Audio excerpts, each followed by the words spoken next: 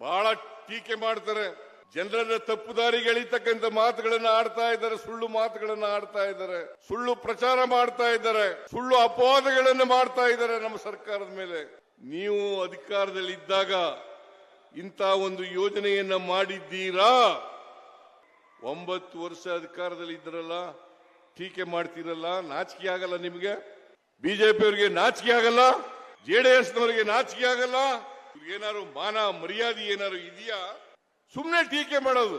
ಸಿದ್ದರಾಮಯ್ಯನವರು 5 ಗ್ಯಾರಂಟಿ ಯೋಜನೆಗಳನ್ನು ಕೊಟ್ಬಿಟ್ರು. 5 ಗ್ಯಾರಂಟಿ ಯೋಜನೆಗಳನ್ನ ಜಾರಿ ಮಾಡಕ್ ಸಾಧ್ಯ ಇಲ್ಲ. ಯಾರು ಹೇಳಿದ್ದು ಇದನ್ನ? ಈ ದೇಶದ ಪ್ರಧಾನಿ ನರೇಂದ್ರ ಮೋದಿ ಅವರು ಹೇಳಿದಂತ ಮಾತು.